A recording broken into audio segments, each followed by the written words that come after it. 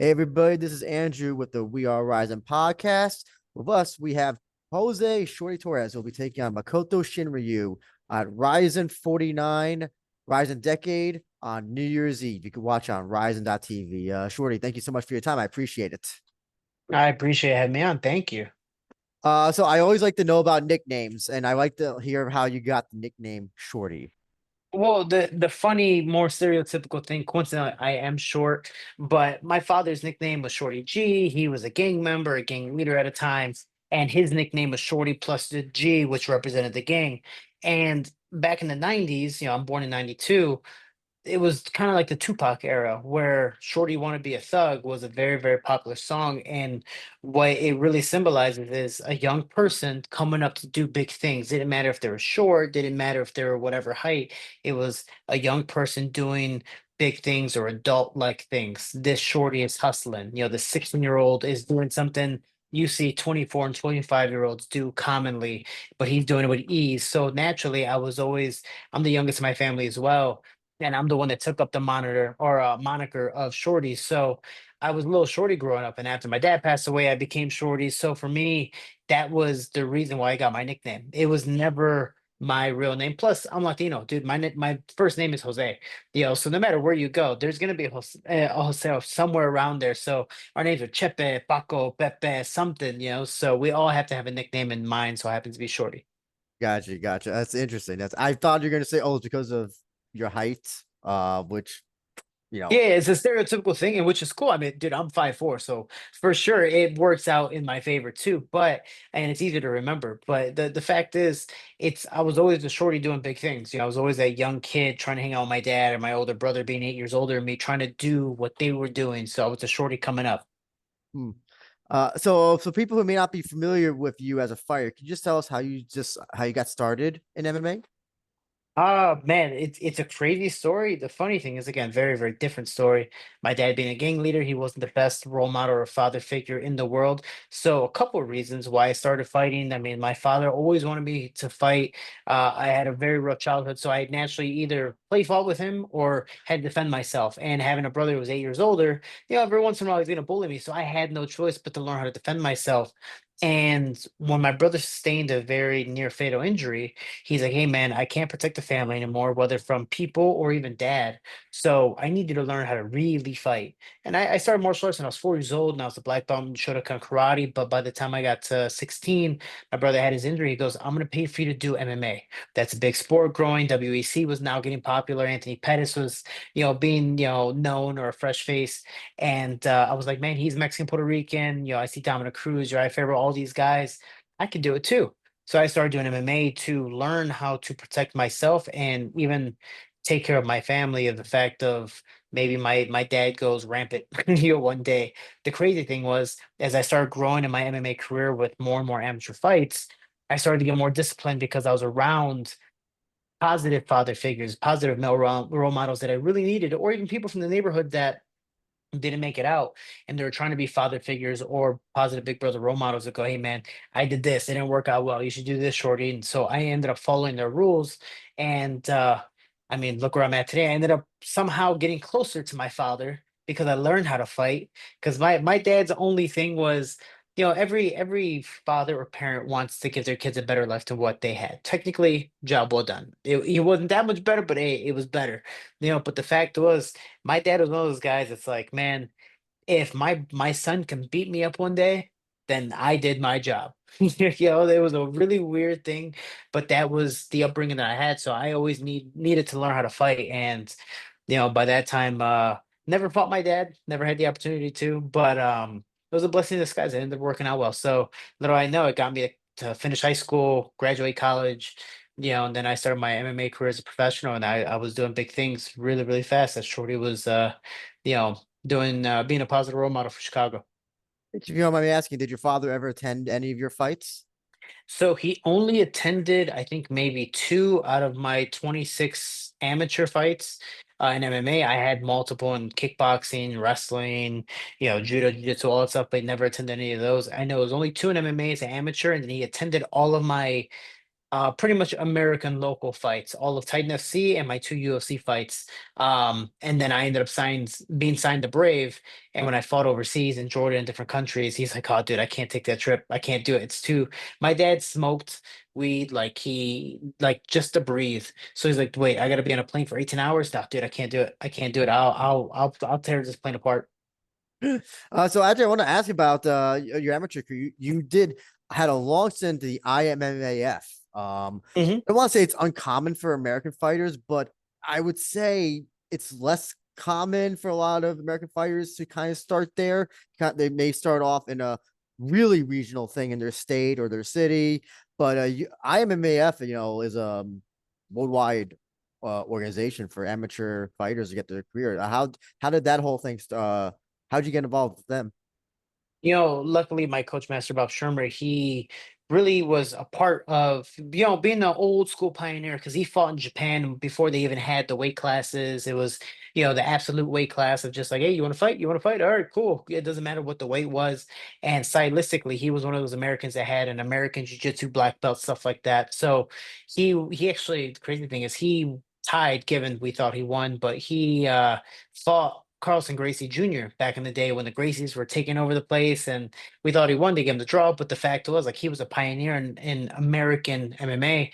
And for me, we had Shoney Carter, we had Terry Martin, we had a bunch of guys that were, known in UFC, but they had fast careers. Mr. International had the spinning back fist against Matt Serra, and then didn't really go that well after that.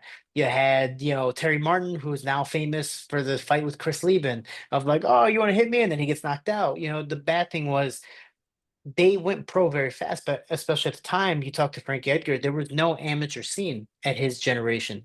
In my generation, it was now picking up, but they still didn't even have a rule set. My very first amateur fight, they're like, dude, do you have gloves? All right, cool. Wear them. And it's like, oh, you don't have gloves for me? They're like, no, dude, wear whatever MMA gloves you brought.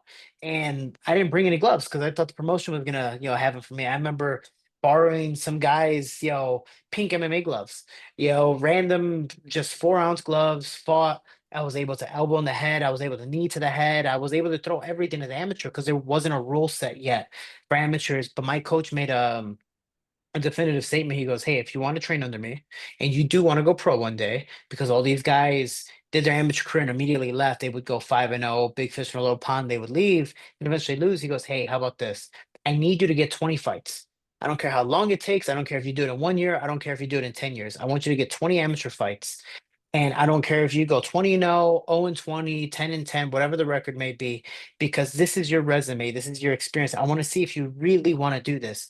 Going in there beating five guys in your neighborhood, you're a big fish in a little pond. That's great. But what if you go to Texas? What if you go to California, New York, all these different skill sets? I mean, you look at the guys in California, they're their own state. They're their own national tournament. They don't go out, because that's such a big state.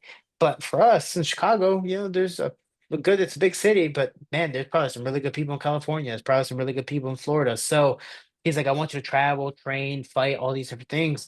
And I did all these different tournaments in the Czech Republic and Brazil. And then I did kickboxing, I did Muay Thai. We did everything because he goes, hey, I want you to be some of the first real well-rounded MMA fighters. We don't want you to just be, back in the day when UFC first started, kickboxer versus jiu-jitsu guy, or wrestler versus striker. So we learned everything. And I think I was part of that first generation that was really started to know more than just two things. Hey, we know stand up, we know ground. We might not be the best at it, but we're growing there.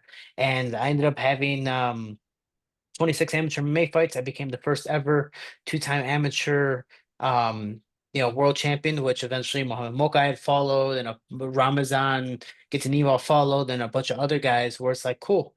I was a pioneer to kind of start this trend and set it. And look at my career. I immediately become two-time world champ, 25-1. My first fight, is with Titan FC. It was a big, regional promotion in the States. I win my next fight. I fought a guy with 16 pro fights. Legally, I wasn't supposed to do it, but because I had so much amateur experience, they allowed me to move up the ranks so fast, beat him. And then my third professional fight, I fight for a world title for Titan, win it, defended against a guy who was 19-2, and then fought. at a different weight class and bumped up and won that belt. So because of my amateur career, I was able to be respected that much more and get paid that much more. It's your job. Who are you gonna pay? Or who are you gonna hire? The guy with the who just started, or the guy with the biggest resume? And for me, that's the way I looked at it. Especially since I was going to college, I couldn't turn pro anyways. I was under the NCAA contract for wrestling, so I had a full ride. So look, let me finish the school career first. And then once this is over, if MMA so happens not to work out well for me, at least I have my degree to fall back on. Gotcha, gotcha. I'm not gonna talk about it too much, but I got to ask a little bit about your Yeah, UFC career. Particularly how it ended. I think you went 1-1. I think in your yeah. UFC career. I had 4 fight contract, went 1-1. Okay, it's very rare for UFC to ever cut someone after like 1-1. You have to fight really badly for that to happen. But like that wasn't that didn't happen with you. But like, did they ever tell you why they were releasing you at that time? I mean, I was told reasons, but I assume otherwise. So for me, when I entered the UFC, I sadly got signed to a dying weight class at that time. Now, the flyweight division, for the most part, still 50-50. It's flourishing. They have a new champion, or, now Pantoja's reigning king, and they're trying to figure out different people to fight him. But the fact was, Demetrius Johnson, it wasn't a bad thing for him, but he killed the division because no one else could stand up to him. That's why they were trying to make TD Dillashaw versus DJ, make it a super fight, stuff like that. DJ made the request of the TJ make flyweight first, and if he makes weight and fights and wins, then cool. I'll have him fight me for the title. Let's do it. I want to see if this big guy can make the weight, respectfully, and which I semi agreed with, but because of that, Dana White didn't like that. Dana was like, "Hey, man, I don't like DJ trying to make calls, even though he's an 11-time defending world champion, the best in UFC's history. I don't respect him. I don't like it. I think he's whatever name to not accept this fight with TJ immediately. If if somebody loses, we're going to start cutting the weight class because it's just not exciting. We're paying all these guys a lot of money, these veterans especially, all this money, but no one's watching them. You had Joseph Benavidez and Sergio Pettis, who, if Sergio would have won that fight, he would have fought Demetrius Johnson, but he lost. They were on the UFC Fight Pass prelims before this whole ESPN and Fox deal. They were on UFC Fight Pass prelims, which at the time people still didn't really have UFC Fight Pass, so no one cared, no one knew. So even though the world knew who Demetrius Johnson and the flyweights were, they weren't respecting the states because the UFC wasn't fully doing their part to promote them. So, with that being said, when DJ lost the same night I lost against Alex Perez, I was like, okay, well, I guess we got a new champion, Henry Cejudo. I would love to see a trilogy. DJ announced he's going to go and get traded to ONE FC. They brought in Ben Askren, and I go, that's not a good sign because no offense, like Ben Askren's cool, but he's older. He's out of his prime, and DJ's still there. He's very, very good. He's going to go overseas, promote himself more. It's a win for DJ. I think the UFC is going to cut us. I think they're eventually going to cut the flyweight division. Now, there was no talks of releasing me after my fight, but then I started making, I made one video assuming that they were going to start cutting the flyweight division business wise. It made sense. There was no reason to keep the flyweight division. They don't promote us. They traded DJ, the best champion in UFC's history, and they didn't really respect him. Why are they going to respect anyone else? That video got popular, and then I received calls of like, you know what, man, your first fight you got lucky, your second fight you had a really bad performance. Yeah, we're gonna cut you. I get you're a bantamweight champion too. Now we're not gonna give you a chance to bump up. So I got released, and they can cut you off that stipulation of you don't fit the promotion's image anymore, and or two, I came off of loss. So if I don't fit their image of performance wise as well, they can cut me. So I got cut off that loss. And then you saw Jared Brooks, one of my former opponents. He loses, he got cut. Another person loses, they got cut. Some people had political ties, so they were kept after a loss. So at a time, they only had 15 people in the flyweight division, and no matter what, you're ranked top 15 in the world. So it was a very, very weird time. But I got cut because I spoke up, and it was what it was. Again, I made an assumption. It just so happened it was the bad publicity that the UFC didn't want. And a lot of people started to believe it, put a lot of light on it, and I got released because of it. Or at least that's what I assume. But they said it was because of my performances. Gotcha.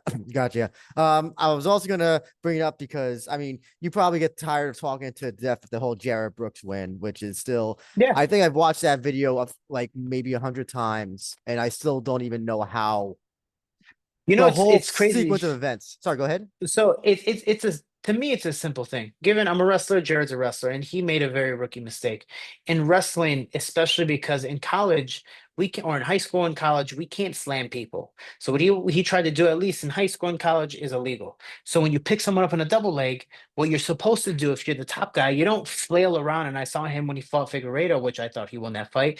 When he fought Figueiredo, Figueiredo was like, "Oh, all right, cool, you're gonna slam me, whatever," and I'm gonna flail and do all that stuff, and it looked great to the judges. But Justin Gaethje has done this a couple times as well, especially against what was the guy he was supposed to fight? Oh, Chandler. He did it against Chandler when Chandler tried to double leg him.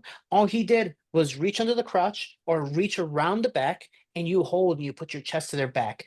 Basically, it forces that person, because they can't move anymore and they can't go backwards, that they have to go down to their knees, fall on their side, and now becomes a 50-50 position. So now there's a possibility that I have a scramble and I can get out, or at least get on top or release from position. But this guy decided, "No, I'm gonna slam him. I'm gonna win this round." So he decided to just go back. The only problem is he couldn't arch. My chest was on his back, and I wasn't gonna let go.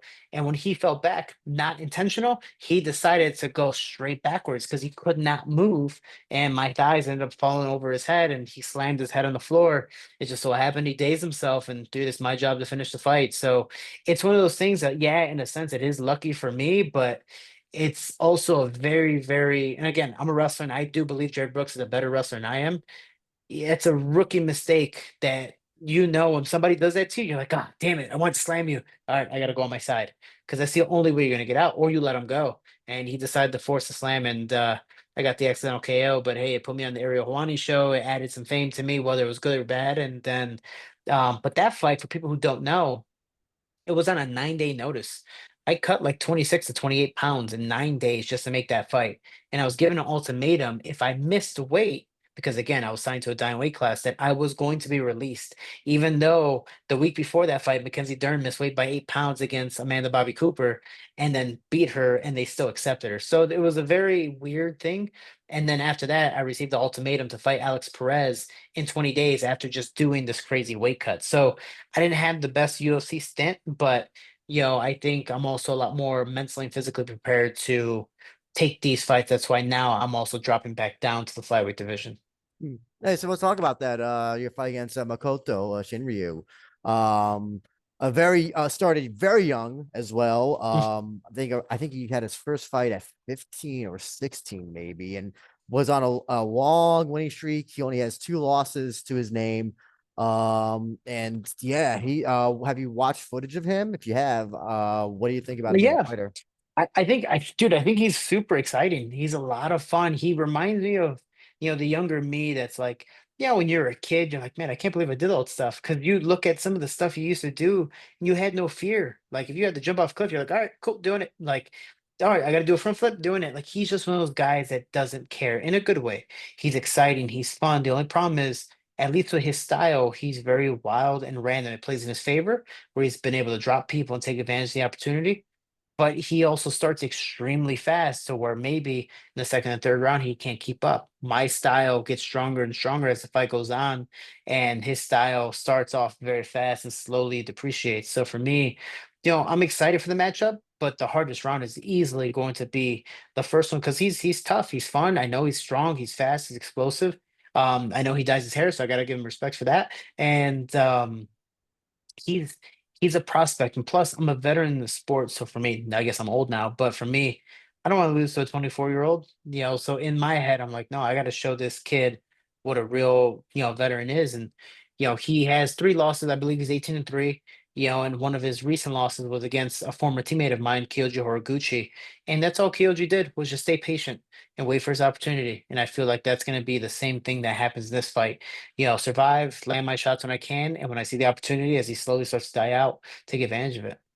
Actually, gotta correct myself. He has three losses to his name, and I actually want to what his most recent actually his most recent loss was against a fighter named Hiromasu Okikubo. I don't know. Do you know the whole story that they used to be coach and student? Do you I know? do not. No, I do Yeah. not. So apparently Shinryu left. The team was called Para Extra Matsudo.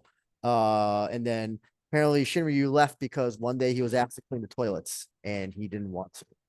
And I want to ask, about gym culture. What do you think about something like that? I don't know if like you when you started, there was like I guess gyms had hierarchies a lot more so than now, Yeah, maybe. I What? mean, Yeah, sorry, go ahead. yeah. No, I mean, when I was a kid, especially when I was a teenager, that was my job to, especially to train for free. If I didn't have any money, my coach was like, "All right, cool. You gotta, sweep. You gotta mop the mats. You gotta clean this. You gotta clean that, dude." I cleaned the bathrooms every day, and we had a building. We stayed in a building that was 120 years old. So like that basement, there was cockroaches every day, on their back just chilling there. You're like, "Oh, is that thing alive?" So it made me tough, but it also gave me a lot of discipline because I had to do this stuff. And then I also had to have the energy and motivation to train. Now, as I got older, especially in seniority, when it came to again my belt rank moving up or me just gaining more wins and gaining more respect, yeah, I was able to do less and less. But there's a pro and con. If they told you to wash, or if they told me to wash the toilets, and everyone's here. I'm like, did I do something wrong or like what? This is kind of out of the blue. So why are you asking me? Is it a disrespectful thing? What's up? Let's talk before you make me do something I definitely don't want to do. But if there's no one here at the gym and man, we're kind of falling behind. All right, yeah, I got it. I don't want to, but I got it. I'll play my part. So it's more of I think what's the reason behind they asked them randomly maybe to wash these toilets? Was he just living his life, doing everything great, being the senior there, and then I don't know, like, hey man, wash the toilets. He's like, no, so I feel like there's a backstory to that, but it is what it is. But there is definitely a hierarchy. The new guys and the guys that don't have the money, hey man, this is your way to pay for the gym because we don't have to hire a maid. Go clean the stuff for us, please, because you're gonna help us out, and obviously we're gonna help you in return. My understanding, at least from what it seems like, it wasn't like he was, just starting. Shinryu was just starting off, but this was definitely like maybe. Let's see, they re he I think he left it around the pandemic, so yeah, he already was like, had like how many, that many fights into his so he was already a pro and all that stuff and regional champion. So yeah, that's it wasn't like it wasn't like day number 3 that he was training and they asked him to Yeah, clean yeah. toilets. Yeah, so and that's the thing is like, why would you randomly ask me or him to clean the toilets when I haven't done it in years or whatever time frame? So it's like there has to be a reason why. Is it disrespectful? Is it this? And especially in Japan, as you already know, since you've been there multiple times, is there's a big respect factor in Japan. And sometimes you break it, man. It's like, oh no, I don't want to deal with you anymore. Like Mm. we're not friends, we're not partners anymore. So when it comes to that, I feel like there's a reason why they asked them. Maybe like you said, it was during the pandemic. Maybe they were falling short and they just needed somebody to take care of it. And they asked him, awesome. But if it was just kind of more of like, you know what, man, go clean the toilets. It's like, that's a little different. But again, that's just I'm not fully into that situation, so I don't know. But he seems like at least fight wise, a very fun, energetic guy that just wants to fight, dude. And especially taking me at a catch weight. He knows that there's a game to fight me. Um, but also knows that like this is the chance for him to kind of get an American audience. So yeah, I will take the 5 pound allowance to fight Shorty Torres.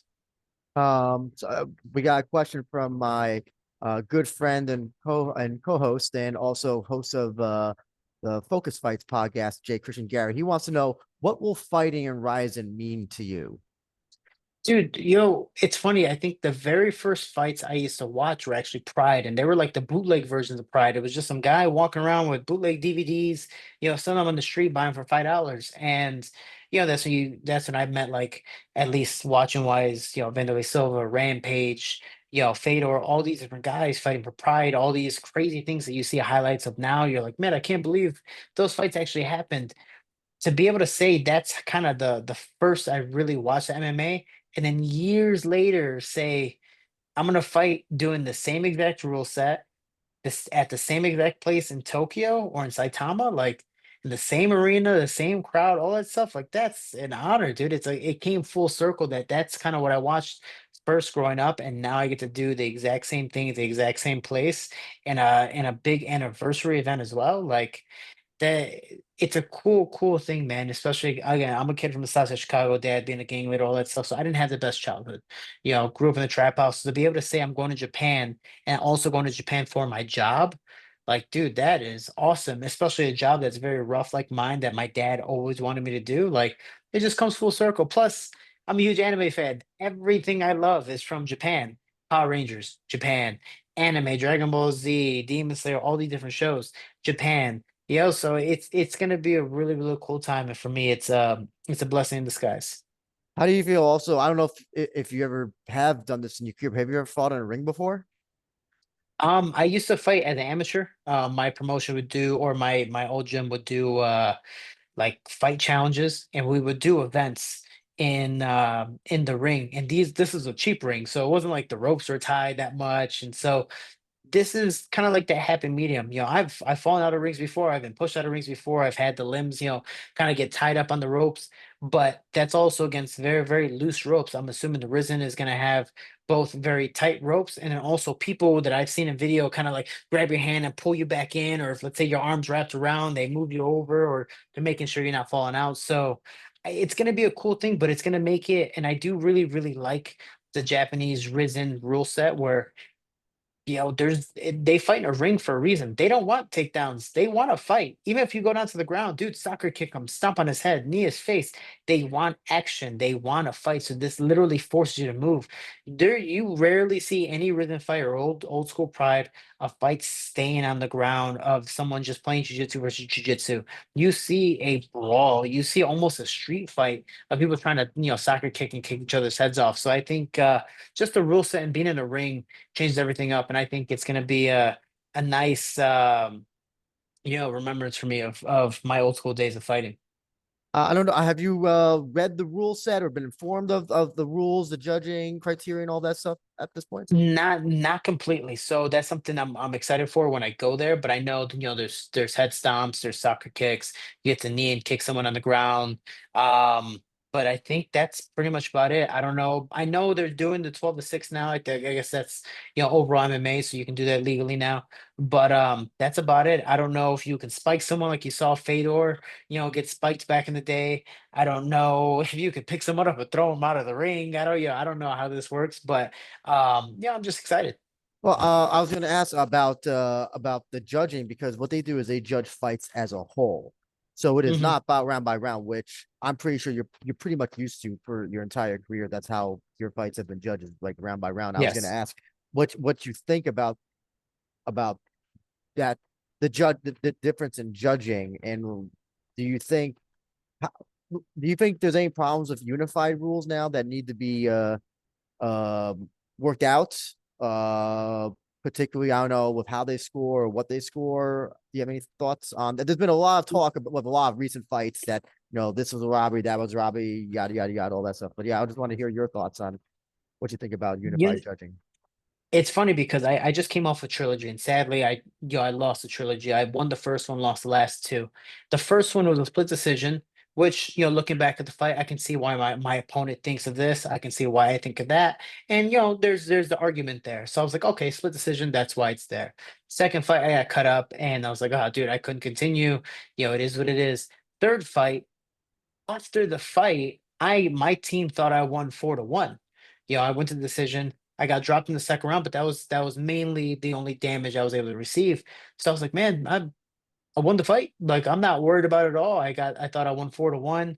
And the judges, I think just because I was in Africa against an African fighter, and it was a nation that was still very brand new to MMA, that they primarily saw more the stand-up as I was more the wrestler in the matchup. So I didn't land as much damage, but I was in dominant control, landed my shots when I could, and went for submissions. But the fact was, I didn't impress the judges. And that's the fact of my whole team. And again, I have a very veteran coach that's military like, where he's like, man, no, you lost. Like, I'll tell you if I thought you lost, or other people. And when I would call people at home, some people would say I won, some people say I lost. And I'm like, man, does no one know how to score? And given that's the thing, everyone thinks very, very differently. And that's the bad part. Again, as I talked about earlier, because of the rules in Japan, they want to fight. They don't want to grapple the contest. Yeah, they appreciate it. They love the judo, they love jiu-jitsu, they love all these things, but they want to see a fight. In the States, if Johnny Eblin takes your back and maybe he doesn't do much, given he's trying, but maybe doesn't do much damage, but you can't land much back and you land a jab or a clean jab every single round. Did you win the fight because you landed more damage, or did he win the fight because he controlled you for a majority of the fight? So that's the hard part. I believe there needs to be some type of rule set. That's also the more complicated part is where do you go with it? How do you score takedowns? How do you score kicks? How do you score kicks in different areas like the head, the body, the legs, like in karate or taekwondo? How do you score certain takedowns, about the control time or even just the aggression? Some people are not runners but movers, like MVP.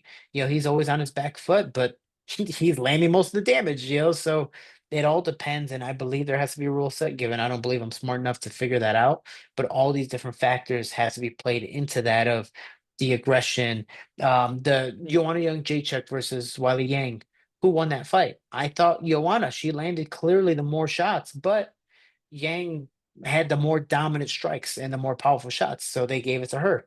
I get it, but I also get this side. So that's the hard part. What I do believe is that fights should make two things. I think open scoring should be a thing because I personally believe it does force a fight. I know there's some people that are like, oh, I'm winning 2 rounds, I can kind of run, but if they have the Risen rule set, maybe you lost that fight because you didn't do anything that last round.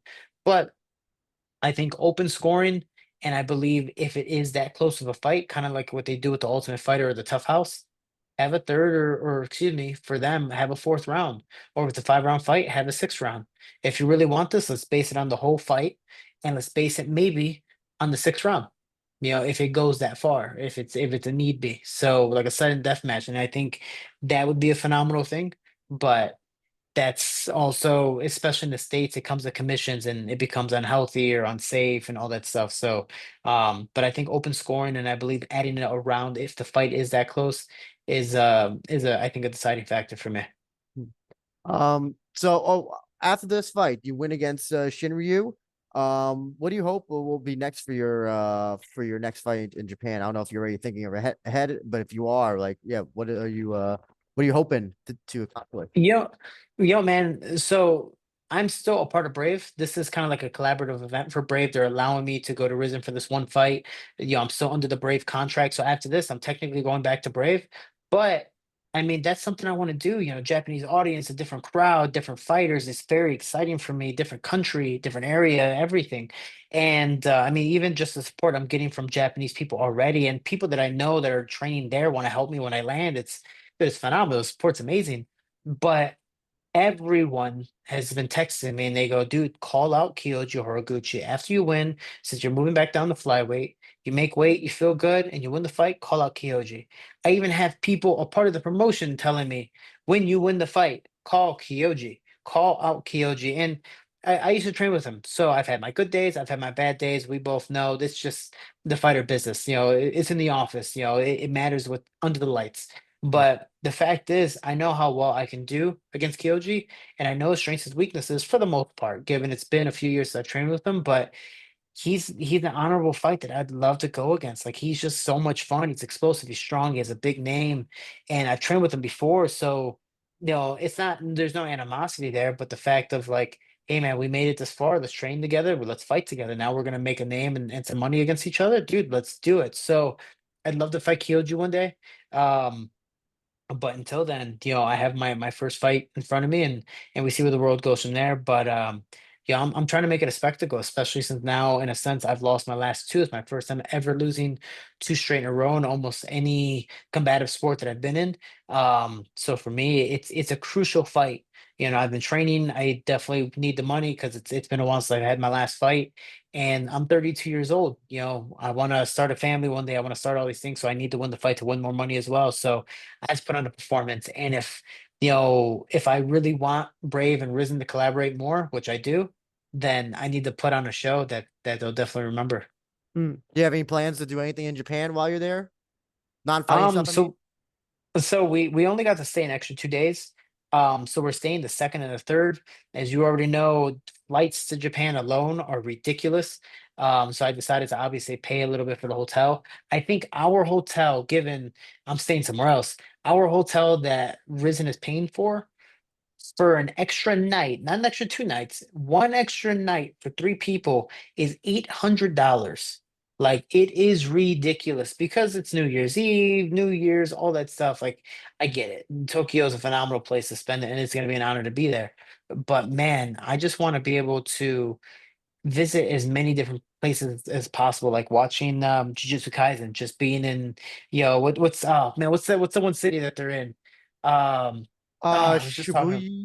Yeah, Shibuya. Shibuya, Shibuya. Just to say, like, hey, man, I've been to Shibuya, or I used to love Digimon, seen some of the buildings that they used to have in Digimon.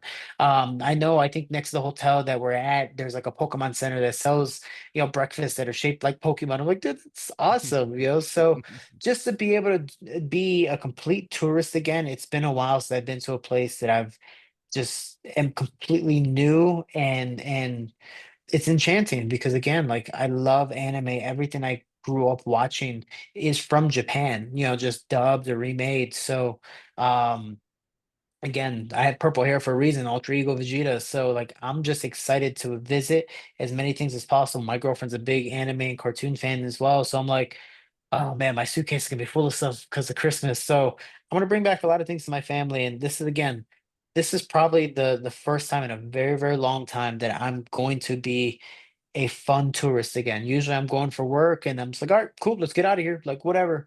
Now I'm going to a place and I'm like, oh my gosh, there's this. Oh my gosh, there's that. And then when I leave, I know whenever I finally do come back, there's so much more to do and so many places just to see outside of Tokyo as well. So right now we're gonna stick to Tokyo, keep it for those 2 days, probably not even sleep, and then make the trip back home and hopefully one day Rizin calls me back.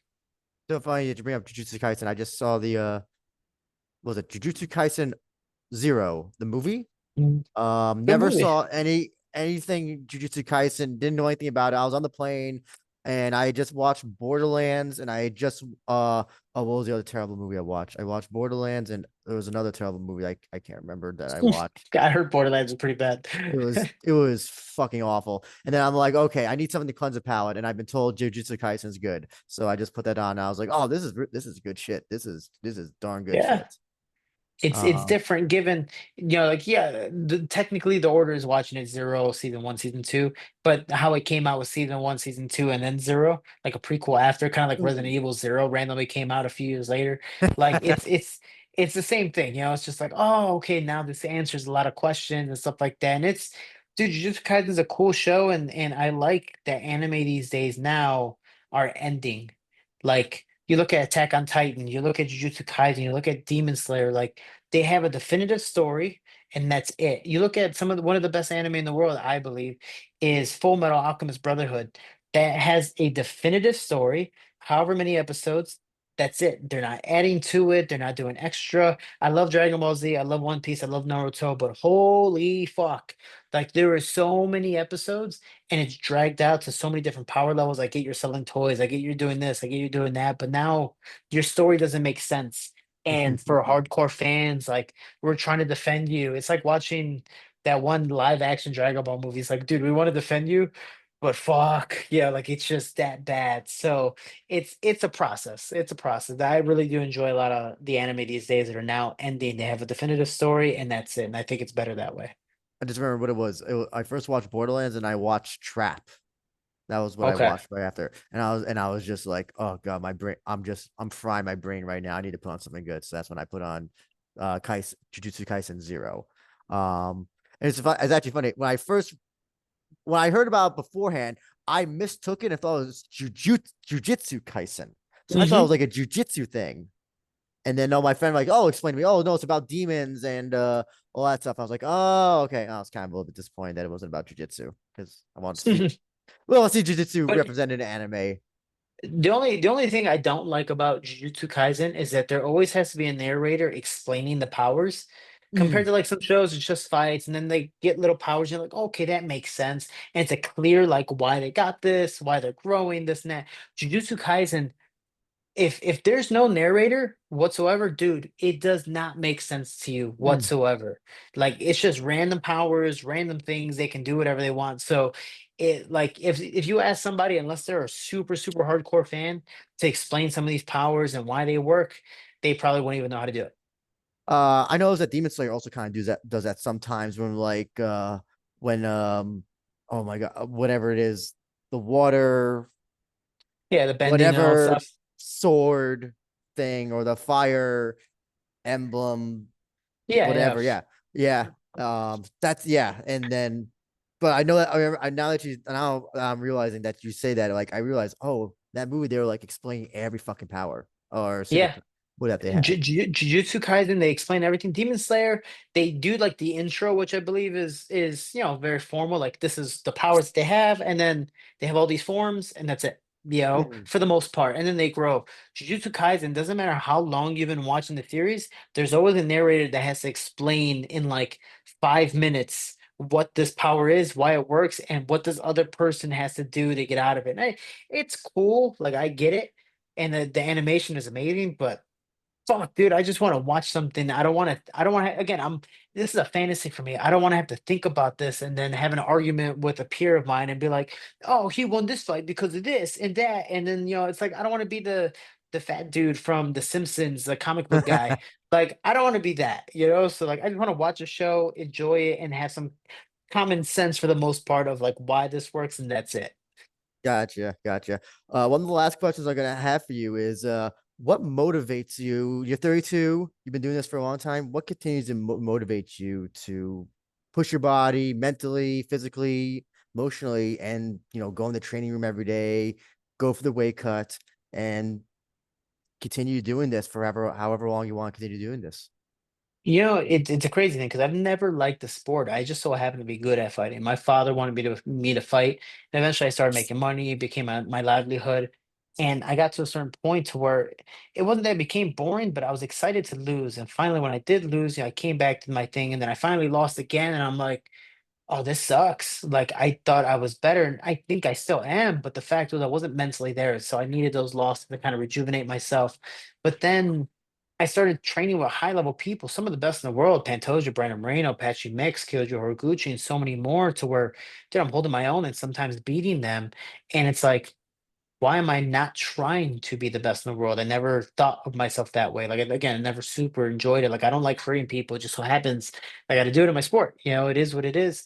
I've become a lot more gentle as I've gotten older. That's why I say, Makoto reminds me of me, where he's just reckless and fun. He's like, I don't care. Look, let's do it because he doesn't think of the consequences. Me now at 32, you know, I want to have a family. I want to do all these things. Little I know, I'm a prize fighter now to where I get to be in the decade event and make a good amount of money and go, man, I could buy a building. I could buy an apartment complex. I could buy certain things and start making money outside of fighting because slowly I got to start transitioning to being a coach or doing this and doing that.